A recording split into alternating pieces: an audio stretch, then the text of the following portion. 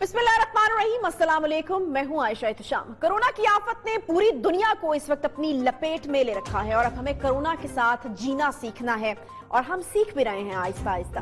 पाकिस्तान ने मार्च में corona virus के फैलाव को रोकने के लिए लॉकडाउन का ऑप्शन अपनाया था, जिसके बाद इस वायरस के फैलाव में कमी भी देखी गई। लेकिन मुआशी बहाली ने हुकूमत को मजबूर कर दिया था कि इस लॉकडाउन में नरमी की जाए और यूं ईद उल फितर से पहले लॉकडाउन में नरमी की सी एक सूरत हाल जो है वो हमें नजर आई, जिसके बाद सूरत हाल आउट ऑफ कंट्रोल हो गई। ईद के बाद अस्पतालों में केसेस की भरमार थी। मई और जून इस हवाले से इंतहाई खतरनाक किस्म के महीने रहे। मईशत को बचाने के लिए स्मार्ट लॉकडाउन का ऑप्शन अपनाया गया, तो अब इसके भी बेहतर असरात जो हैं वो दिखाई दे रहे हैं। हुकूमत ये दावा कर रही है कि जून के मुकाबले में जुलाई के महीने में कोरोना के नए केसेस 40% से भी ज्यादा उनमें कमी आई है। खैबर पख्तूनख्वा में भी अमवात की शरह में कमी देखी गई है। अब 6 महीने होने को हैं। हम कोरोना के खिलाफ लड़ाई में कितने कामयाब रहे हैं और कितने नहीं, इस पर भी बात करेंगे। इसके अलावा एक नया चैलेंज जो इस वक्त हम आता हुआ देख रहे हैं वो ईद उल अज़हा है, क्योंकि हमें याद है कि ईद उल फितर के बाद कितने कोरोना केसेस जो हैं वो बढ़े थे। तो हो सकता है कि ईद उल अज़हा पर भी लोग जो हैं वो थोड़ी लापरवाही करें, तो उसके बाद जो एक सिलसिला कोरोना केसेस के बढ़ने का वो भी हो सकता है। और ऑब्वियसली फिर हम देख रहे हैं कि मुख्तलिफ ममालिक के अंदर कोरोना की एक दूसरी लहर, जिसको दूसरी लहर और एक सेकेंड सीजन के तौर पर कोरोना की कहा जा रहा है, वो भी आई है। तो उस चीज का कितना खतरा है और उससे किस तरीके से हम बच सकते हैं, इन्हीं तमाम अहम मौज़ूआत के ऊपर हम बात करेंगे। फिर वैक्सीन के हवाले से दुनिया भर से खबरें आ रही हैं, क्योंकि एक दौड़ है वैक्सीन के हवाले से भी कि वैक्सीन कौन पहले बनाता है, कौन ज्यादा अफादियत वाली वैक्सीन बनाता है और कौन इस दौड़ में आ गया और कौन पीछे। लेकिन मेरा ये ख्याल है कि ये कंपनीज के या ममालिक के दरमियान दौड़ नहीं है, बल्कि ये इंसानियत और वायरस के दरमियान की एक दौड़ है कि इंसानियत को बचाने का एक जो है वो सिलसिला है, कॉम्पिटिशन है एक वायरस और इंसानियत के माबैन। बहरहाल ये तमाम बातें जो है वो बिल्कुल हम करेंगे। इस वक्त हमारे साथ इसी मौजू के ऊपर गुफ्तगू करने के लिए chairman task force science and technology doctor Ataur Rahman साहब मौजूद हैं। बहुत शुक्रिया डॉक्टर साहब प्रोग्राम में ज्वाइन करेंगे। डॉक्टर साहब, बड़ी अच्छी खबर, एनडीएमए के चेयरमैन के मुताबिक सूरत हाल पाकिस्तान में बहुत बेहतरी की जानिब जो है वो जाती हुई दिखाई दे रही है। ये बड़ी खुशाइन किस्म की खबर है। मैं आपसे जानना चाहूंगी कि एक्चुअल सूरत हाल क्या है और पाकिस्तान के हवाले से अगर बात करें तो कोरोना की कौन सी वाली स्टेज पे है? क्या अब वो जिस ग्राफ के हवाले से बात की जाती थी वो क्या अब डिक्लाइन की तरफ जाना शुरू हो गया है? जी, बिस्मिल्लाहिर्रहमानिर्रहीम। बात यह है कि अगर कोरोना की सिचुएशन आप देखें तो जून के वस्त में 13 जून को तकरीबन 6,900 केसेस आए थे। ये पीक थी और उसके बाद जो है ग्रेजुअली डिक्लाइन कम होना शुरू हुआ है ये। और अब जो केसेस हैं वो तकरीबन 2,500-3,000 के दरमियान रोजाना केसेस आ रहे हैं। तकरीबन आधे से आधे रह गए हैं उसके मुकाबले में जो पिछले महीने थे। अच्छा। और उसकी वजह यही है कि जो स्मार्ट लॉकडाउन की जो प्रोसेस अडॉप्ट किया है हुकूमत ने कि पूरे मुल्क को बंद नहीं किया जाए, बल्कि सिर्फ उन इलाकों को 1,000-1,200 इलाके हैं ऐसे जिनको सील ऑफ किया गया है और रोजाना के बुनियाद के ऊपर देखा जाता है कि किन इलाकों को खोल दिया जाए और किन इलाकों को वापस सील किया जाए। तो ये सिलसिला जो है ये बहुत कामयाब रहा है और ये इसी सिलसिले की वजह से यहाँ पे इतना कंट्रोल आपको दिखाई दे रहा है। लेकिन जैसे आपने देखा कि ईद के बाद एक बहुत बड़ी वेव आई थी और हम जो है 3,000 रोजाना केसेस से बढ़ के तकरीबन 7,000 तक रोजाना पे पहुंच गए थे। वो दोबारा हो सकता है अगर लोग एहतियात ना करें और SOPs को फॉलो ना करें, तो इसकी सेकंड वेव जो है वो बहुत खतरनाक हो सकती है। और इस वजह से हमें पूरी तरीके से कोशिश करनी चाहिए एहतियात करने की, ताकि हम इसके ऊपर काबू रख सकें। अच्छा, एक ख्याल है डॉक्टर साहब कि पीक अब गुजर चुकी है, अब चूंकि डिक्लाइन की तरफ चीजें जा रही है, केसेस की तादाद कम हो रही है, तो अब मेरे ख्याल में उस तरीके से जो है वो कोरोना से डरने की जरूरत नहीं है। ऑब्वियसली ये जो ख्याल है, ये बात है अवाम के अंदर फैल जाती है, उस किस्म का जो है वो चीजें चल रही है। बहुत सारे लोगों को मैंने भी बात करते हुए सुना, आपका पर्सनल इंटरेक्शन भी होता है, तो लोगों को ये लगता है कि शायद पीक गुजर गई है, अब जो है कोरोना पाकिस्तान से जा चुका है। ये तासुर किस हद तक दुरुस्त है? ये अभी कबल वक्त होगा कहना कि पीक गुजर गई है। इसमें 2-3 हफ्ते का डेटा और हमें देखना होगा कि आइंदा 2-3 हफ्ते में क्या डेटा आता है, उसके बाद हम कह सकेंगे।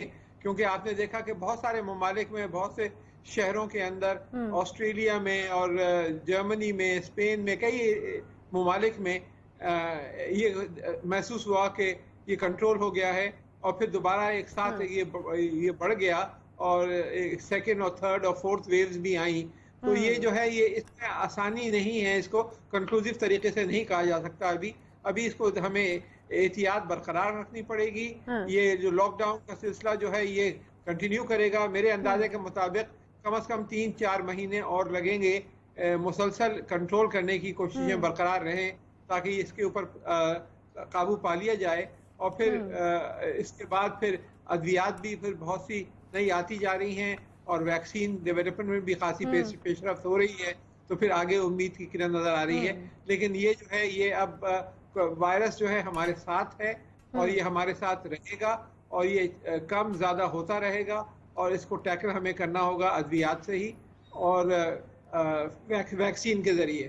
اچھا ڈاکٹر صاحب, یہ عید الفطر کے بعد ہم نے دیکھا تھا کہ بہت زیادہ ایک دم سے کیسز کی تعداد جو ہے وہ بڑھنا شروع ہو گئی تھی. مجھے یہ بتائے گا, WHO نے بھی پاکستان کے جو اقدامات ہیں ان کی تعریف کی ہے کہ قابل ستائش ہیں کرونا سے نمٹنے کے لیے پاکستان کے جو اقدامات ہیں. آپ کو کیا لگتا ہے یہ اسمارٹ لاک ڈاؤن کا جو طریقہ کار ہے یہ کارگر ثابت ہوا ہے یا پھر وقت کے ساتھ ساتھ کرونا کا وائرس جو ہے وہ ایک جگہ کے اوپر ویک ہو جاتا ہے؟ جی نہیں, یہ کرونا کا وائرس تو وہی کا وہی ہے. اس میں میوٹیشنز تو ہوتی رہتی ہیں, تبدیلیاں ہوتی رہتی ہیں. جو ہمارا ادارہ ہے کراچی یونیورسٹی میں جمیل الرحمان سینٹر فار جینومکس ریسرچ, جو اتفاق سے میرے والد کے نام سے ہی منسوب ہے کیونکہ میں نے اس کو بنایا تھا, یونیورسٹی کا حصہ ہے یہ, تو وہاں پہ اس کا پورا سٹرکچر کیا گیا ہے اور 8 جگہ پہ اس کے وائرس میں تبدیلیاں آئی ہیں اس وائرس کے مقابلے میں جو چائنا میں تھا. اب ہم نے ایک بہت بڑا پروگرام 100 جینوم پروجیکٹ شروع کیا ہے کہ ملک کے مختلف سیمپلز لیے جائیں, ان وائرس کے دیکھا جائے کہ مختلف سٹرینز ہیں, کوئی تبدیلیاں آ رہی ہیں نہیں آ رہی, اور اس کا اس کے ایکٹیویٹی پہ کیا اثر پڑ رہا ہے. لیکن بنیادی طور پہ یہ وائرس وہی ہے جو امریکہ میں ہے یا اسپین میں ہے یا دوسری جگہوں پہ ہے. اس کا بیہیویئر اسی سے ملتا جلتا ہی رہے گا, اور اس وجہ سے جو آپ کو اثرات دکھائی دے رہے ہیں وہ زیادہ تر چانس یہی ہے کہ جو اسمارٹ لاک ڈاؤن کا جو پروسیس ہے وہ بہت کامیابی سے امپلیمنٹ کیا جا رہا ہے, کیونکہ روزانہ کی بنیاد کے اوپر اسسمنٹ ہوتی ہے کہ کن علاقوں میں کتنے کیسز آئے اور کتنوں کو چھوڑا جائے, کتنوں کو بند کیا جائے. تو اس وجہ سے that is a process which is working. Virus میں اتنی زیادہ فرق نہیں آیا ہے. ٹھیک ہے, ٹھیک ہے. اچھا مجھے یہ بھی بتائے گا ڈاکٹر صاحب کہ ایک بہت بڑی تعداد جو ہے وہ صحت یاب مریضوں کی ہے, 67.6% تک یہ سطح پہنچ گئی ہے جو لوگ ملک بھر میں اس سے صحت یاب ہوئے ہیں. اگر میں آپ سے پوچھوں کہ مختلف طریقہ علاج آبویسلی ان کو ڈھونڈا بھی جا رہا ہے, ان کے اوپر کام بھی ہو رہا ہے, اور مختلف جو ٹریٹمنٹس ہیں ان کو پریکٹیکلی بھی امپلیمنٹ جو ہے وہ ڈاکٹر کریں, تو پاکستان میں سو فار کون سا طریقہ کار جو ہے کرونا کے ٹریٹمنٹ کے لیے وہ کامیاب رہا ہے؟ ایک تو مختلف ادویات ہیں جس میں ریمڈیزیویر ہے, ہائیڈروکسی کلوروکوئن کی کمبینیشنز ہیں. اس کے ساتھ ساتھ ابھی ڈیکسامیتھاسون بھی کے بارے میں بھی آیا ہے کہ یہ بھی خاصی کامیاب ہے, خاص طور پہ لیٹ سٹیجز میں اگر جو سیریس پیشنٹس ہیں ان کو ان کے علاج میں. تو ایک تو ہے جو میڈیکیشنز اویلیبل ہیں وہ زیادہ بڑھتی جا رہی ہیں اویلیبل, کیونکہ اب ہمیں سمجھ آ رہی ہے کہ یہ وائرس ایکٹ کس طرح کرتا ہے. یہ صرف لنگس کے اوپر اٹیک نہیں کرتا بلکہ یہ کلاٹس بھی پیدا کرتا ہے جس کی وجہ سے برین کے اندر جا کے سٹروک ہو سکتے ہیں اور ہارٹ اٹیکس ہو سکتے ہیں, کڈنی پہ بھی حملہ کرتا ہے. دوسرا اس کا جو جسم کا جو دفاعی نظام ہے اس کے اوپر بہت اوور ری ایکشن ہو جاتا ہے, ایک طوفان پیدا ہوتا ہے جس کو سائٹوکائن سٹارم کہتے ہیں, اور اس کی وجہ سے بھی کافی جسم کے اندر ڈیمیج ہوتا ہے. تو اس طرح کے بھی ڈرگز ہیں جو اس کو کنٹرول کرتے ہیں. تو آج جو ہے 3 مہینے کے مقابلے میں آج آپ کے پاس بہت زیادہ بہتر ڈرگز اویلیبل ہیں جو اس کے خلاف لڑ سکیں. لیکن جو ایک بہت بڑی ڈیولپمنٹ حال میں ہوئی ہے وہ آپ کو جان کے خوشی ہوگی, وہ ویکسین کی ڈیولپمنٹ ہے کہ پاکستان کا ایک ایگریمنٹ ہوا ہے کراچی یونیورسٹی میں جو ریسرچ کا ادارہ ہے international centre for chemical biological sciences, ایک بہت بڑی چائنیز کمپنی کے ساتھ, کہ اس کی ویکسین کے کلینکل ٹرائل جو ہیں جو چائنا میں فیز 1 فیز 2 مکمل ہو چکے ہیں, ان کے ٹرائلز اب پاکستان میں ہوں گے. ڈریپ کو اب اپلیکیشن جا چکی ہے اور جیسے ہی اپروول آتا ہے تو پاکستان میں بھی اس ویکسین پر کلینکل ٹرائل شروع ہو جائیں گے, اور جب یہ لارج اسکیل پروڈکشن اس کی ہوتی ہے تو پاکستان کو پریفرینشیل طور پہ یہ ویکسین ملے گی, کیونکہ اس کا جو لانگ ٹرم جو حل ہے وہ ویکسین ہی ہے, کیونکہ نیا ڈرگ جو ہے وہ تو آنے میں 10-15 سال لگیں گے اور اربوں ڈالر خرچ ہوں گے. تو نئے ڈرگ تو آپ امید نہیں رکھ سکتے. اس کی امید ہم یہ رکھ سکتے ہیں کہ جو ایگزسٹنگ ڈرگز ہیں انہی میں سے کوئی ایسے ڈرگز ملیں جو اس کو کنٹرول کر سکیں. یا پھر ویکسین اس کی جو ہے وہ جلد سے جلد آئے.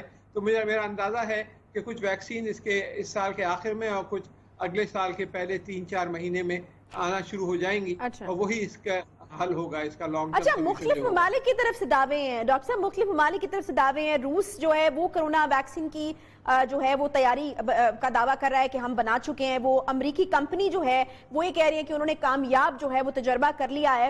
تو ابھی تک پتہ چل پایا ہے، obviously آپ لوگ ان تمام چیزوں کو دیکھ رہے ہوں گے، بغور اس کا جائزہ لے رہے ہوں گے کہ کون سی ویکسین جو ہے وہ اس وقت کامیاب ویکسین جس کو کہہ سکتے ہیں وہ ہے، اور وہ کون سے ملک کی طرف سے اب تک بنائی گئی ہے؟ جی دراصل یہ 130 کمپنیوں کے لگ بھگ دنیا کی ویکسین کی تیاری میں مصروف ہیں، جس میں فیز 1 اور فیز 2 کلینکل ٹرائلز تو بہت سی کمپنیوں نے مکمل کر لیے ہیں، اور فیز 3 یہ 3 فیز سے گزرتا ہے ٹرائلز کے لیے اس سے پہلے کہ وہ اپروو کرے ان کی حکومت. تو فیز 3 کلینکل ٹرائلز میں بہت ساری ویکسینز ہیں. اس میں جو پیش ہیں وہ ایک تو چائنا کی کچھ کمپنیاں ہیں، کچھ امریکن کمپنیز ہیں، اور 1-2 یورپین کمپنیز ہیں جو اس میں آگے ہیں. لیکن جو یہ روسی کمپنی جو روس جو دعویٰ کر رہا ہے اس کو بہت ہمیں احتیاط سے کرنا چاہیے، سمجھنا چاہیے کہ ایک خاص پروسیس ہوتا ہے جس کے تھرو گزرنا پڑتا ہے ویکسین کی اپروول میں. اگر آپ نے اس کو شارٹ کٹ کر کے اور ویکسین ایسے لے آئے تو اس سے الٹا خطرہ بھی پیدا ہو سکتا ہے کہ جن لوگوں کو دی جائے گی ان کو الٹا کرونا وائرس سے بچنے کے بجائے کرونا وائرس کرونا کی بیماری پیدا ہو سکتی ہے ان کے اندر. تو اس وجہ سے سارے جو پروٹوکولز ہیں اس کے کلینکل ٹرائلز کے وہ پوری طریقے سے صحیح طریقے سے پورے ہونے چاہیے اس سے پہلے کہ گورنمنٹ اپروول دے اور پھر کلینکل ٹرائلز ہونے کے بعد پھر مینوفیکچر شروع ہو. تو اس کا نارملی 2-3 سال لگتے ہیں اس پروسیس میں، لیکن یہ سال بھر کے اندر زیادہ تر کمپنیاں مکمل کر رہی ہیں because of the special situation جو آج ایگزسٹ کرتی ہے، جو حالات ہیں.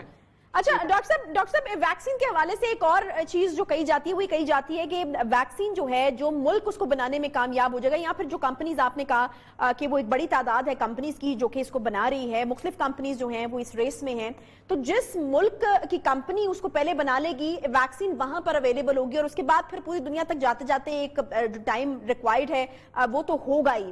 تو یہ جو چیز ہے یہ کس حد تک درست ہے؟ کیونکہ یہ کہی جا رہی ہے یہ چیز اور لوگوں کے ذہنوں میں بھی ہے یہ چیز، تو یہ کس حد تک درست ہے؟ اور ایک عام آدمی، مطلب اگر پاکستان میں بیٹھ کے ایک عام آدمی یہ سوچے کہ ویکسین اس کو کتنی دیر میں اویلیبل ہوگی تو اس کا کیا جواب ہوگا؟ بیسیکلی جو کمپنیاں ویکسین بنا رہی ہیں وہ یہ ساری کمرشل کمپنیاں ہیں، اور ان کا ویکسین بنانے کا جو مقصد ہے وہ یہ کہ ایک تو ملک کی اپنی ضروریات جو ہے وہ پورا کریں، لیکن ساتھ کے ساتھ اس سے وہ پیسہ بھی کمائیں اور بین الاقوامی طور پہ ان کو ایکسپورٹ کر سکیں. تو ان کمپنیوں کا انٹرسٹ ہے کہ دنیا بھر میں اویلیبل ہوں، اور اسی وجہ سے large scale manufacturing facilities vaccines کی جو بڑے پیمانے پہ پروڈیوس کر سکے وہ موجود ہیں ان سب کمپنیوں کے پاس. اور یہ جو ویکسین بنائیں گی تو یہ نہ صرف اپنے ملک کی ریکوائرمنٹ جو میٹ کریں گی بلکہ ساتھ کے ساتھ ایکسپورٹ ریکوائرمنٹس جو ہیں وہ بھی میٹ کریں گی. تو اس لیے جو ہم نے معاہدہ کیا ہے کراچی یونیورسٹی کے international centre for chemical and biological sciences نے، اس پہ یہ بھی لکھا گیا ہے کہ جب یہ ویکسین پروڈیوس ہوگی تو پاکستان کو خاص طور پہ پریفرینشل طور پہ یہ ویکسین دی جائے، اور اس کے مناسب دام کے حساب سے دی جائے تاکہ لوگ افورڈیبل طریقے سے خرید سکیں. تو یہ معاہدے کے اندر ہم نے بلڈ ان کیا ہے.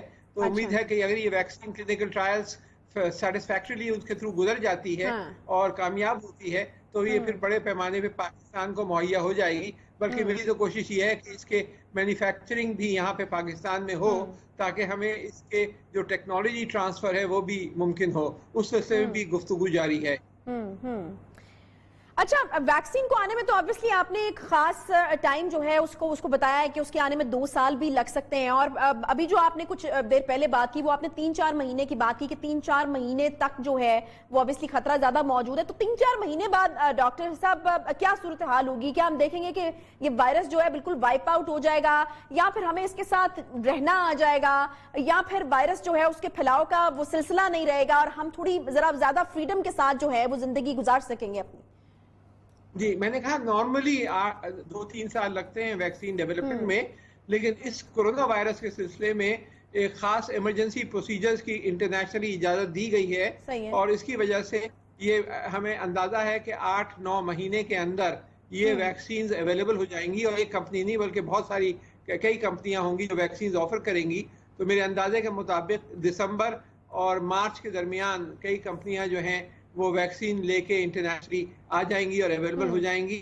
یہ جولائی سے لے کے دسمبر تک کا جو اگلے 6 مہینے ہیں ہمارے لیے، یہ خاص طور پہ خطرناک ہیں، کیونکہ یہ وائرس موجود ہوگا اور یہ کم ہوگا یا بڑھے گا اس بات پر ڈیپینڈ کرے گا کہ سوشل ڈسٹینسنگ آپ کس حد تک رکھتے ہیں، ایس او پیز کو کس طرح فالو کرتے ہیں. جہاں آپ نے کھلا کیا تو وہاں پہ بڑھنا شروع ہو جائے گا. جیسے اب عید آنے والی ہے تو فوراً آپ دیکھیں گے اس کے 2-3 ہفتے بعد تیزی سے اسپائک آئے گی اگر لوگ احتیاط نہیں کریں گے. اور اسی وجہ سے یہ لاک ڈاؤن کا پروسیس جو ہے اس کو ہمیں جاری رکھنا پڑے گا.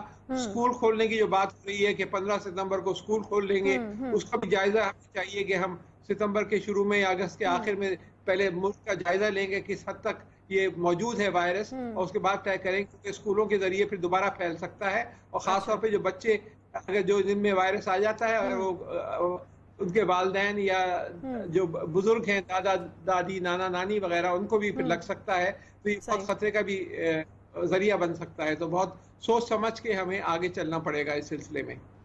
ٹھیک ہے، بہت شکریہ ڈاکٹر عطاء الرحمان صاحب ہمارے ساتھ موجود تھے. کرونا کے اوپر جو ہے وہ تفصیلی جو گفتگو ان سے ہوئی. بہت شکریہ ڈاکٹر صاحب آپ کا. اس کے ساتھ ایک چھوٹا سا بریک یہاں پر لیں گے، بریک کے بعد واپس آتے ہیں. ساتھ رہیں.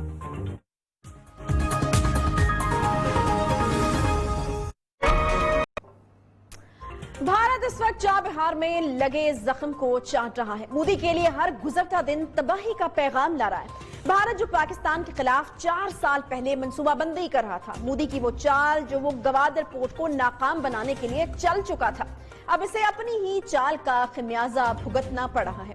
بھارت نے پاکستان کو عالمی دہشت گرد ملک قرار دے کر عالمی تنہائی سے دوچار کرنے کی جو منصوبہ بندی کی وہ اب اسے کافی بھاری پڑ رہی ہے.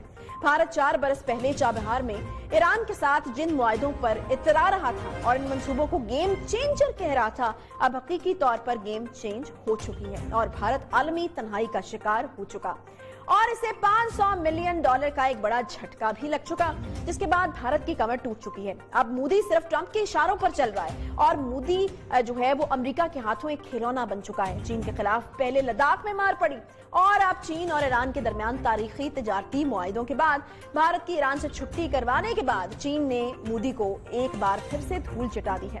بھارت کو ایران میں کتنی بڑی چوٹ لگی ہے اور اسے کتنا نقصان ہوا ہے، اس کا اندازہ لگانے کے لیے 4 برس پہلے بھارتی میڈیا کی اس منصوبے کے بارے میں اور ایران کے ساتھ ختم ہونے والی معاہدوں کو لے کر جوش دیکھیے، جس کے بعد آپ کو اندازہ ہوگا کہ آج مودی سرکار کیوں سر پکڑ کر بیٹھی ہوئی ہے. 4 برس پہلے ان معاہدوں کے بارے میں بھارتی میڈیا کہتا کیا رہا، دیکھیے ذرا.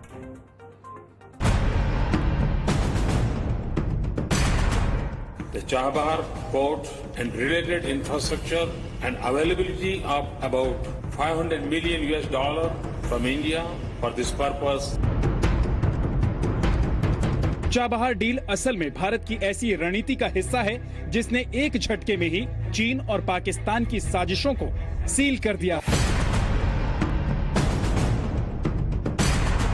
بھارت ایران کی دوستی کی سب سے مضبوط بنیاد ہے. بہت ہی ضروری قدم ہے جس طرح سے خاص کر بھارت اور ایران کے بیچ جو چابہار پورٹ کے وکاس کو لے کر جو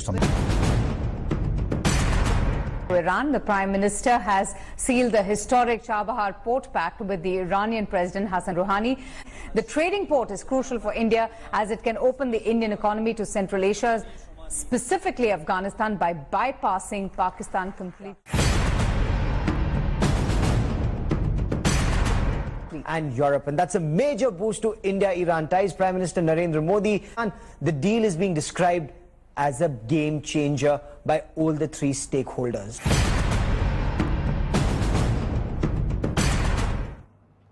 جی ہاں، چابہار پورٹ کو پاکستان کے خلاف ایک بڑی منصوبہ بندی قرار دیا گیا تھا، ایک گیم چینجر، اور گوادر پورٹ کو فلاپ کرنے کے لیے ایک بڑی کامیابی قرار دیا گیا تھا. اب بھارت کو منہ کی کھانا پڑ رہی ہے اور نہ صرف ہمسائے ممالک بلکہ خطے کے دیگر ممالک سے بھی بھارت کو پے در پے ناکامی اٹھانی پڑ رہی ہے. پہلے افغان امن معاہدے میں بھارت کو نکال دیا گیا اور اب چابہار منصوبے سے بھارت کو فارغ کیے جانے کے بعد مودی سرکار کیا امریکی اشاروں پر ہی ناچتی رہے گی؟ ان تمام معاملات پر بات کریں گے. ہمارے ساتھ اس وقت سابق وزیر خارجہ खुर्शीद महमूद कसूरी साहब मौजूद है। बहुत शुक्रिया कसूरी साहब प्रोग्राम में ज्वाइन करने के लिए। भारत जिस मंसूबे को गेम चेंजर कहा करता था और एक साजिश जो है वो रची जा रही थी पाकिस्तान के खिलाफ, अब हम देख रहे हैं कि खुद ही जो है वो इस मंसूबे से बिल्कुल अलग करके साइड पे उसको कर दिया गया है, उसको बिल्कुल दूर कर दिया गया है इस मंसूबे से। कितना बड़ा नुकसान भारत के लिए इस वक्त? देखिए, बात यह है कि भारत ने पहली मर्तबा नहीं किया। जब मैं वजीर खारजा था तो मेरी बड़ी ख्वाहिश थी कि चाइना पाकिस्तान या Iran Pakistan India gas pipeline बने और उसमें सबका फायदा था। उस वक्त पाकिस्तान और भारत के ताल्लुकात बहुत बेहतर थे और एक वक्त तो हम कश्मीर के हल के भी करीब हो गए थे, लेकिन बाद में अमेरिकन प्रेशर के नीचे भारत पीछे हट गया। वो जो हमारा प्रोजेक्ट था वो अल्टीमेटली इसलिए नहीं हुआ कि भारत ने कोई ना को उसमें एतराज की कि पाकिस्तान को ट्रांजिट फी फलां है। ये अभी भी ये हुआ कि चाबहार पे मुख्तलिफ बहाने बनाए जा रहे थे अमेरिकन प्रेशर की वजह से। हालांकि अमेरिका ने इनको दिखावे में कह दिया था कि जनाब ये हमने एग्जेम्प्ट कर दिया चाबहार, लेकिन जो मुख्तलिफ कंपनीज थी भारत की वो पार्टिसिपेशन के लिए तैयार नहीं थी। उनको डर था सैंक्शंस का। ईरान ने 4 साल इंतजार किया और रेलवे की ये जो लाइन जिसका आप जिक्र हो रहा है, इसके लिए इंडियन रेलवे की जो कॉर्पोरेशन है उसका मुआहिदा इनका MOU हुआ था। 4 साल इन्होंने कुछ नहीं किया। फिर ईरान ने जो फैसला किया कि अपने जराए से करेगा, भारत का इसको बहरहाल नुकसान होगा क्योंकि वो ये समझता था कि इस तरीके से पाकिस्तान को दूसरी तरफ से वो कॉर्नर करेगा। तो ये मैं समझता हूं भारत ने खुद अपने पांव पे कुल्हाड़ा मारा है। सही। अच्छा, मुझे चाइना का रोल कसूरी साहब आप किस तरह से देख रहे हैं ये जरा बताइएगा। इंडियन मीडिया के मुताबिक ईरान ने ऐसे वक्त में ये किया है जब चीन ने ईरान के साथ $400 अरब की 25 साला स्ट्रेटेजिक शराकतदारी का मुआहिदा किया है। देखिए, चाइना बड़ी सिंपल बात समझ आने वाली है। अमेरिका एड़ी चोटी का जोर लगा रहा है चीन को नुकसान पहुंचाने का। अमेरिका ने पूरी कोशिश की है कि ये जो उनकी बहाना इकोनॉमिक्स, ये जो अनफेयर ट्रेड प्रैक्टिसेस के नाम पे, तिजारत के नाम पे उन्होंने पूरा जोर लगाया है। 5G के ऊपर उन्होंने प्रेशर बरतानिया पे भी डाला है और यूरोपियन यूनियन पे भी डाल रहे हैं और उन्होंने भारत पे भी डाला होगा। और वो कोशिश कर रहे हैं कि 5G या चाइना की दूसरी कंपनीज है टेक्नोलॉजी में जो अमेरिका की हमपल्ला है, उनको आगे बढ़ने न दिया जाए।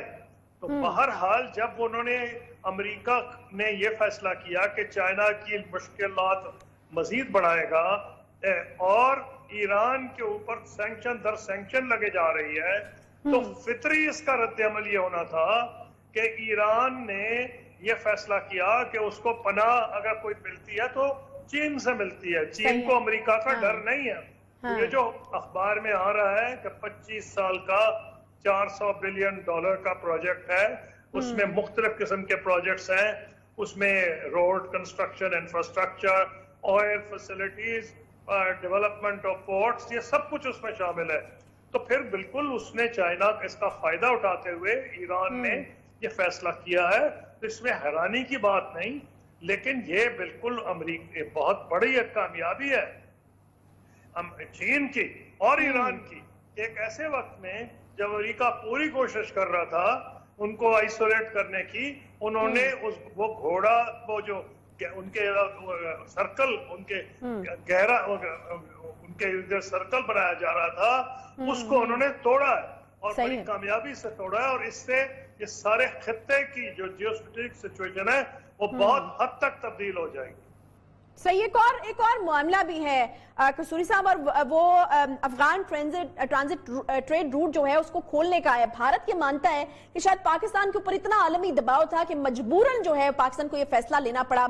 हम देख रहे हैं कि इस वक्त कशीदगी भी पाकिस्तान और भारत के माबैन काफी चल रही है। तो क्या समझते हैं आपकी क्या वजूहात रही हैं पाकिस्तान के लिए ये रूट खोलने की? देखिए जी, बिल्कुल वाज़ेह बात है। अब वो खसियानी बिल्ली वाला मामला है कि अब उनको नजर आ रहा है कि क्योंकि ईरान ने विड्रॉ कर लिया है हिंदुस्तान के साथ जो कोऑपरेशन थी ये चाबहार पे और रेलवे लाइन पे अब वो कोई ना कोई बहाना साजी कर रहे हैं। पाकिस्तान पे क्या इंटरनेशनल प्रेशर है? आज तो पाकिस्तान की जरूरत अमेरिका को है और घड़ी घड़ी अमेरिका के नुमाइंदे पाकिस्तान आ रहे हैं, क्योंकि उनकी पूरी ख्वाहिश और पाकिस्तान की भी ख्वाहिश है कि अफगानिस्तान में अमन हो। अफगानिस्तान में अमन तभी होगा ना कि वहाँ एक तो वो आपस में बातचीत करें तालिबान के और जो हुकूमत अफगानिस्तान के नुमाइंदे हैं। नंबर 2, वहाँ की मुआशी सिचुएशन जो है, सूरत हाल बेहतर हो। वो मुआशी सूरत हाल तो तभी बेहतर होगी कि वहाँ तिजारत खुलेगी। तो पाकिस्तान ने पहली मर्तबा तो रास्ता नहीं खोला ना, पाकिस्तान तो साल से रास्ता खोल रहा है, तो इसमें नई कौन सी बात है? सही है, ठीक है। अच्छा, मुझे ये बताइएगा कि क्या आपको दिख रहा है कि भारत के लिए अब जो सेंट्रल एशिया के दरवाजे हैं वो बंद हो गए, मां सिवाय पाकिस्तान के सिर्फ पाकिस्तान ही एक रास्ता है जो कि इस वक्त हम इंडिया अगर उसके हवाले से ट्राई कर सके, बाकी तो सेंट्रल एशिया के सारे दरवाजे जो हैं वो भारत के लिए बंद हो चुके हैं और एक तन्हाई में जाता हुआ जो है वो भारत हमें इस वक्त दिखाई दे रहा है। नहीं, पाकिस्तान के अलावा उन्होंने यही रास्ता ढूंढा था कि वो शाहबहार जाएंगे और वहां से बजरिया अफगानिस्तान और तुर्कमानिस्तान सेंट्रल एशिया में जाएंगे। ये उनकी ख्वाहिश थी और पाकिस्तान को बाईपास करना चाहते थे। लेकिन जो ये लेटेस्ट डेवलपमेंट है, अब वो सेंट्रल एशिया में नहीं जा सकते, क्योंकि अगर चीन की और उनकी लॉन्ग टर्म मुआहदा हुआ तो वो $400 बिलियन का जो है उसमें मेजर प्रोजेक्ट्स होंगे। तो फिर चाइना की प्रायोरिटीज होगी ना, इंडिया की प्रायोरिटीज के मुताबिक तो नहीं। हाँ, अगर हिंदुस्तान अपनी पॉलिसी बदले तो मेरा नहीं ख्याल है, चीन ने तो कभी नहीं कहा, ना पाकिस्तान ने कहा है, चाइना ने एतराज नहीं किया। अगर इंडिया चाहता है, अपनी पॉलिसी बदलना चाहता है, जिस किस्म के वो धमकी आमेज बयान दे रहा है कि जम्मू कश्मीर और गिलगित बल्तिस्तान और तो और वो तो ये कह रहे हैं कि वो जो अक्साई चीन जो चाइना के कंट्रोल में है वो वहां भी उस पर कब्जा कर लेंगे। भाई इस पोजीशन में तो उनको कोई घुसने भी नहीं देगा। अगर वही जैसे पीसफुल नेबर्स होते हैं वो उस तरीके से बात करें तो चाइना की तो ख्वाहिश है, और चाइना ने ख्वाहिश का इस तरह इजहार किया है कि एक पैरेलल वो बनाना चाह रहा था। वो जो ट्रेड ट्रांजिट रूट है वो है चाइना, म्यांमार, इंडिया और बांग्लादेश। इंडिया ने वो रास्ता नहीं बनने दिया। अगर उसने वो रास्ता बनने नहीं दिया तो वो क्लियर है कि वो चाइना के जरिए किसी कनेक्टिविटी में इंटरेस्ट नहीं है। तो अगर वो नहीं होगा तो हिंदुस्तान अपना ही नुकसान करेगा। अच्छा, कसूरी साहब, ये मोदी को इस वक्त हम देख रहे हैं कि बिल्कुल वो एक आला कार बना हुआ है अमेरिका का खित्ते में, और शायद यही वजह है कि इस वक्त खित्ते के जो अमन है वो भी खतरे से दो चार नजर आ रहे हैं हमें। देखिए, अमेरिका की कोशिश ये है कि 3-4 एरियाज में, एक तो है ये जो साउथ चाइना सी, एक है ये जो इंडिया, अमेरिका को डर है कि इंडियन ओशन में चीन की जो इन्फ्लुएंस है बढ़ रहा है, और वो सिर्फ गवादर की वजह से नहीं है।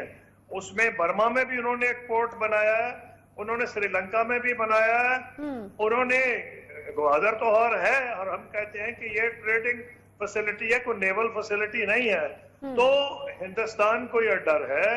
तो मैं ये समझता हूं कि अमेरिका को भी ये डर है, तो वो उनकी ये कोशिश है कि चाइना को डिनाई की जाए एक्सेस इनटू इंडियन ओशन, इसीलिए वो हिंदुस्तान के साथ मिलके नेवल एक्सरसाइजेस कर रहे हैं। लेकिन हिंदुस्तान के नुक्ता नजर से अगर देखा जाए, उनके तो सर पे बैठा हुआ है चीन। अमेरिका वहां क्या उनकी मदद करेगा? लद्दाख में आके बेहतर तरीका यह है कि हमसायों के साथ सही तरीके से रहें, खा नेपाल हो, पाकिस्तान हो, बांग्लादेश हो, श्रीलंका हो, ईरान हो, हर एक से उनके ताल्लुकात अब खराब होते जा रहे हैं। तो ये सिर्फ इस बुनियाद पर कि अमेरिका की पुष्ट बनाई उनको हासिल है, वो अपने मकासद हासिल नहीं कर सकेंगे। भारत को होश के नाखून लेने चाहिए। एक ही तरीका है कि सबसे बढ़ के ये कि पाकिस्तान से मसाइल हल करें। और ये मैं क्यों कह रहा हूँ, ये हिंदुस्तान के जो साबिक वज़ीर आज़म जिनसे 2 से मैंने डील किया है, अटल बिहारी वाजपेयी और मनमोहन सिंह, दोनों इस नतीजे में पहुंचे थे कि ना तो मसला कश्मीर हल होगा पाकिस्तान से बातचीत किए बगैर, और ना भारत अपना वो मकाम हासिल कर सकता है बैनुल अक़वामी सतह पर जिसका वो समझता है वो उसका अहल है। तो पाकिस्तान से अगर आप अमन नहीं करेंगे, जो उसका बहुत बड़ा नेबर है और चीन तो उससे भी बड़ा नेबर है, तो क्या वो इंटरनेशनल रोल प्ले करेंगे? और जो भी हजीमत उठानी पड़ी है लद्दाख में, ये तो फिर परमानेंटली बॉर्डर पे टेंशन रहेगी। वो बहुत इतराया करते थे कि जी पाकिस्तान के बॉर्डर पे तो गड़बड़ होती है, लेकिन देखे हम तो पुरअमन मुल्क हैं, चीन के साथ तो हमारी नहीं होती। अब जो चीन के साथ हो गई है तो उनकी आंखें खुलनी चाहिए कि खुद वो उन्होंने किया, क्योंकि जब तक चीन को उन्होंने अभी एक्टिव पार्टिसिपेंट नहीं था, इन्होंने आर्टिकल 370, आर्टिकल 35 के जरिए खुद चाइना को पार्टिसिपेंट बनाया कश्मीर के मसले में। और चीन ने उसी वक्त एतराज किया था जब इन्होंने कहा था कि डिवाइड करके 2 यूनियन टेरिटरीज बना रहे हैं, एक कश्मीर और एक लद्दाख। तो चीन ने कहा था हमारी सॉवरेंटी पे हमला है, हम बर्दाश्त नहीं कर सकेंगे। ये तो अपने सर पे खुद लेके आए हैं। अगर इस किस्म की पॉलिसीज अपनाएंगे जो मोदी साहब ने अपनाई है, तो उनका आपको सामने अब नतीजा नजर आ रहा है ना, कि वो समझते थे कि डरा धमका के नेबर्स को वो करेंगे, कुछ भी नहीं हासिल हुआ। नेपाल दुनिया का वाहिद दूसरा हिंदू मुल्क है, ये भारत के अलावा अक्सरियती, उनसे तो उनकी बन नहीं रही। तो इसलिए मैं ये समझता हूं कि भारत को ठंडे दिल से सोचना चाहिए, होश के नाखून लेने चाहिए, और पाकिस्तान के साथ मसला कश्मीर एक आबरूमंदाना तौर पर, जिसमें कश्मीरियों की जो एस्पिरेशंस है रिफ्लेक्ट हो, जब तक वो हल नहीं होगा इस खत्ते में अमन नहीं आएगा। तो कसूरी साहब, आप क्या समझते हैं कि इस वक्त हम देख रहे हैं कि इंडिया जिस जालिमी तन्हाई का शिकार होता जा रहा है, खत्ते में भी तन्हा होता जा रहा है, कोई दरवाजा उसने अपने लिए खुला नहीं छोड़ा। अब पाकिस्तान की खारजा पॉलिसी का कितना बड़ा रोल है? एंड ऑब्वियसली मोदी की गलत पॉलिसीज तो उसमें बहुत बड़ा रोल प्ले करती हैं। नहीं, पाकिस्तान तो खारजा पॉलिसी माशाल्लाह ठीक जा रही है। प्राइम मिनिस्टर की जो स्पीच थी यूनाइटेड नेशन में कश्मीर इशू पे, देखें ये सतही सा सवाल है। ये बहुत से इश्यूज होते हैं, कश्मीर का मसला, फलस्तीन का आपके सामने, दुनिया के बहुत से मसाइल हैं। मसले तो वो हल होते हैं जहाँ जो परमानेंट 5 मेंबर्स हैं वो उसमें रुकावट ना हो, असली बात वो है। लेकिन अब जो आपने सवाल पूछा है, जब से मोदी साहब आए हैं, उन्होंने जो हिंदुत्व की पॉलिसी अपनाई है, अपने मुल्क में जो वो माइनॉरिटीज का हशर कर रहे हैं, मुसलमानों का माइनॉरिटीज छोड़े, लो कास्ट हिंदूज का जो हशर कर रहे हैं, सिखों से जो उनकी ट्रीटमेंट है, क्रिश्चियंस के जो चर्चेस में माजी में हमले हुए हैं, इनकी जो पॉलिसी है, और फिर जैसा उन्होंने नेपाल को दबाने की कोशिश की है, उनके अंदरूनी मामलात में नेपाल के कॉन्स्टिट्यूशन के ऊपर बातचीत हो रही थी, इन्होंने उसमें दखल दिया। इन्होंने कहा ऐसे नहीं होगा, ऐसे होगा। वहां की इंटरनल अफेयर्स में इन्होंने दखल दिया। फिर नतीजा आपके सामने है कि नेपाल जो है वो खड़ा हो गया। अगर इनकी ये वाहिद दुनिया का हिंदू मुल्क है जिससे इनकी नहीं बनती, तो और किससे बनेगी?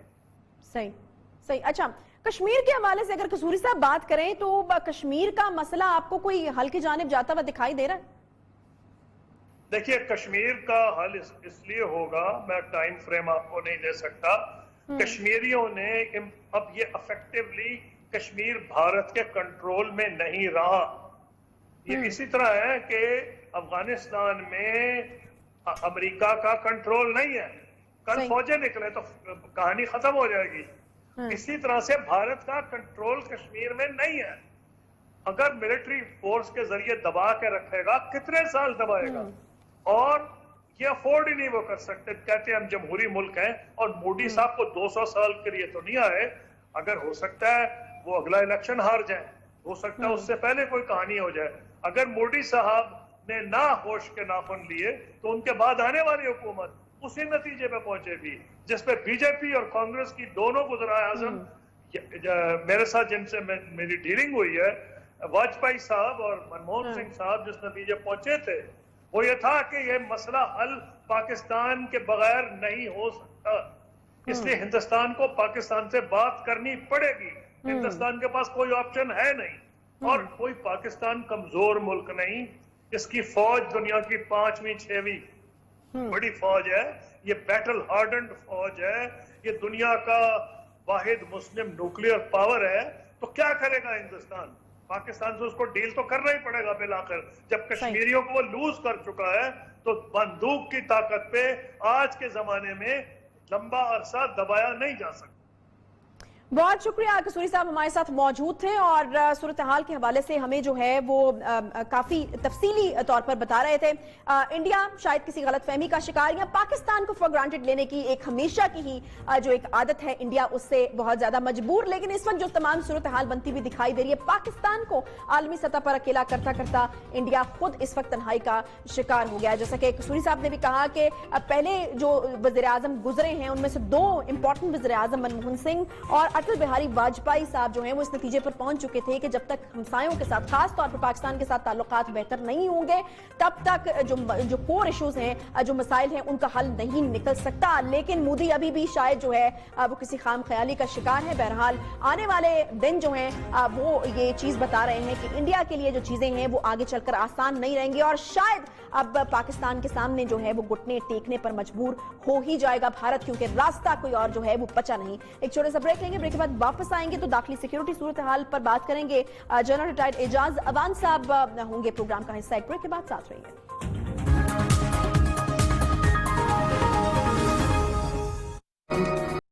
दहशतगर्दों की पंजगोर के करीब कोहान वैली में सिक्योरिटी फोर्सेस पर फायरिंग के नतीजे में 3 जवान शहीद और 1 ऑफिसर समेत 8 जवानों के जख्मी होने की इत्तलात है।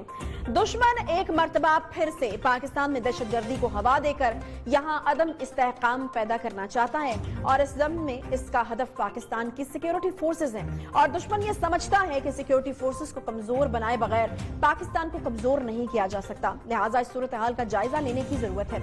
ये जानना जरूरी है कि दहशतगर्दी की अचानक नई लहर क्यों कर आई है और इसके पीछे कौन है, इसके पीछे आखिर मकासद क्या हैं। दहशतगर्दी की इस लहर में बलूचिस्तान, कराची और वजीरिस्तान के इलाकों में दहशतगर्दों की सरगर्मियां काफी नुमाया तौर पर सामने आई हैं। इसी हवाले से बात करेंगे। इस वक्त हमारे साथ major general retired Ejaz Awan साहब मौजूद हैं। बहुत शुक्रिया एजाज साहब प्रोग्राम में ज्वाइन करने के लिए। जानना मैं सबसे पहले आपसे यही चाहूंगी कि कौमी असम्बली में खड़े होकर वज़ीर आज़म साहब ने जो है वो इस चीज को ऑफिशियली बनाया और कहा कि कराची स्टॉक एक्सचेंज पर जो हमला हुआ उसमें भारत मुलव्विस था। उसके बाद हम देख रहे हैं कि कराची से आज जो है वो 3 और लोगों को गिरफ्तार किया गया है, रॉ के साथ उनके ताल्लुकात हैं। अब क्या इकदामात कर रहे हैं हम या फिर अभी इसी तरीके से हम देख रहे हैं कि क्या होगा, क्योंकि ये तो अब रोजे रोशन की तरह आया हो चुकी है बात कि भारत और रॉ जो हैं वो पूरे तरीके से एक्टिव हैं इस वक्त पाकिस्तान में। जी आशा, थैंक यू वेरी मच। इसमें तो कोई दो राय नहीं है। ये सिर्फ प्राइम मिनिस्टर ऑफ पाकिस्तान ने पार्लियामेंट में नहीं कहा, ISI और मिलिट्री इंटेलिजेंस के पास ऐसे ठोस शवाहिद मौजूद हैं जो हिंदुस्तान की तरफ निशानदेही करते हैं और इंडियन इन्वॉल्वमेंट को प्रूव करते हैं।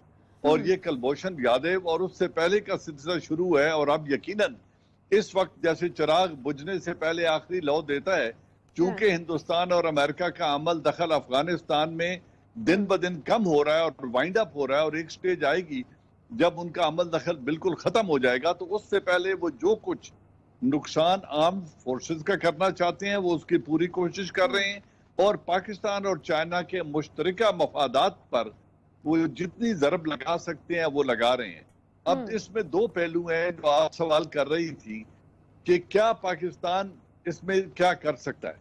पहली बात है अपनी दाखिली सिक्योरिटी को बेहतर बनाना, अपने जो हसास टारगेट हैं उनकी बेहतर हिफाजत करना और अपने तमाम तर वसाइल को बरूएकार लेकर इस चीज को होने से पहले रोकना, ये एक चैलेंज है। लेकिन इस चैलेंज से निपटने की सलाहियत भी है। मजीद मुस्तैदी की जरूरत है, मजीद मेहनत और लगन की जरूरत है, इसमें और कोई दो राय नहीं है। रहा हिंदुस्तान का कि हम क्या करेंगे, पहली बात यह है कि हिंदुस्तान के खिलाफ जितने शवाहिद भी हमारे पास हों, कोई इंटरनेशनल कवानीन की पाबंदी हिंदुस्तान न करता है, न कोई इंटरनेशनल कुव्वत हिंदुस्तान पर ऐसा दबाव डालने जा रही है या डालेंगी जो हिंदुस्तान को इस काम से रोक सके। ऐसा होने नहीं जा रहा। अब इसका एक ही तरीका है कि टिट फॉर टैट जो हिंदुस्तान हमारे साथ कर रहा है, इसी लहजे में, इसी अंदाज में इसका उसको भरपूर जवाब हिंदुस्तान में और कश्मीर में दिया जाए। मेरी जाती राय ये है कि हम इसका पॉलिटिकल सलूशन नहीं ढूंढ सकते, इसका कोई डिप्लोमेटिक हल नहीं है। जो कुछ हिंदुस्तान कर रहा है इसका हल एक ही है कि उसको वही कीमत अदा करनी पड़े जो वो हमसे वसूल कर रहा है, तो हिंदुस्तान बाज आएगा। अच्छा एजाज साहब, इसका तरीका कार आपने बताया, लेकिन कुलभूषण यादव वाला भी एक मामला है। कुलभूषण यादव का जो मामला है उसको लेकर हम क्या सही ट्रैक पर चल रहे हैं, या फिर उस मामले को निपटाकर भी भारत को एक जो मैसेज है वो दिया जा सकता है? मेरे ख्याल में उसको निपटाने से बेहतर, अगर आपका निपटाने से मुराद उसको सजाए मौत देना है तो उससे मसला हल नहीं होगा। ये एक ऐसा बदनामी का दाग है हिंदुस्तान के ऊपर, जिसको जितना अरसा आप कायम रखेंगे इतना उनके लिए अजीमत का बायस बनता रहेगा। एक शख्स है, उसको सजाए मौत हो गई, वो जला दिया चला जाएगा अपने वतन में डेड बॉडी, और वो उसको जो उनका हिंदुओं का तरीका है उसकी अर्थी को जला देंगे, बात खत्म हो जाएगी।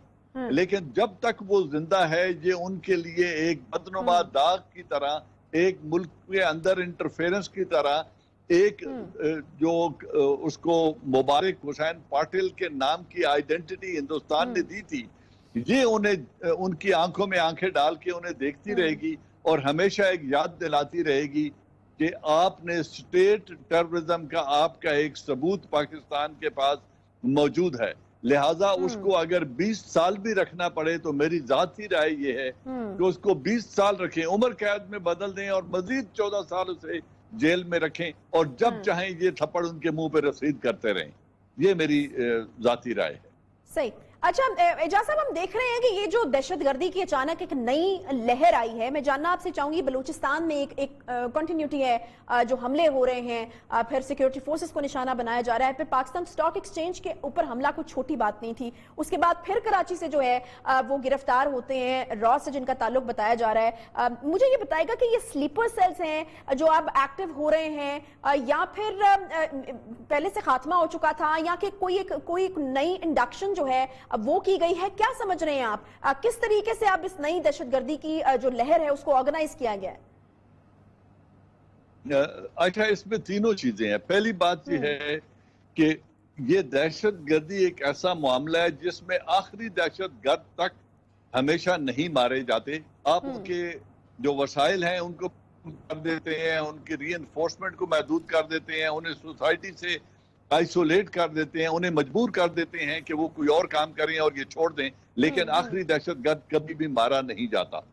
अब ये स्लीपिंग सेल की मौजूदगी भी एक हकीकत है, और 2610 किलोमीटर का बॉर्डर जो तकरीबन 1800 से ज्यादा तक फेंसिंग हो चुकी है, मजीद जो 1100 किलोमीटर का एरिया अभी तक फेंस नहीं हुआ है, वहां से फ्रेश इन्फेक्शन की इम्कानात हैं और वो होती रहती है। और समुद्र के जरिए मच्छरों की सूरत में, मच्छरों के रूप में भी ये लोग उनको दाखिल करते रहते हैं कराची और समुद्र की सरहदों से।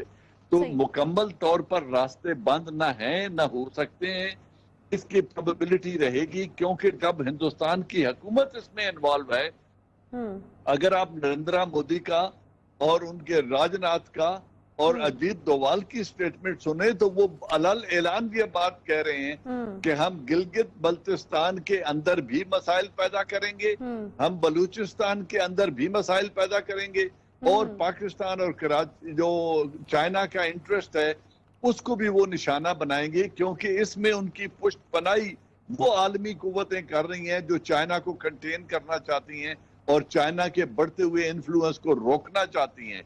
लिहाजा ये एक जंग है जो लंबा अरसा चलने वाली है। हमें अपने घर को बेहतर करना है और अपने रिस्पांस को बेहतर बनाना है। ठीक है, बहुत शुक्रिया जनरल रिटायर्ड एजाज अवान साहब हमारे साथ प्रोग्राम में मौजूद थे। और बिल्कुल हम देखते हैं कि ये एक सिलसिला है, बलूचिस्तान में एक नई लहर को हम देख रहे हैं, और ये सिलसिला किस तरीके से एक बार फिर से अमल में आ रहा है उसकी भी बहुत वाज़ेह तरीके से जो है वजाहत जनरल साहब ने जो है वो कर दी है। बहुत शुक्रिया जनरल साहब आपका। इसके साथ ही प्रोग्राम का वक्त यहाँ पर खत्म होता है। इंशाल्लाह आपसे कल मुलाकात होगी। ख्याल रखिए अपना। अल्लाह हाफ़िज़।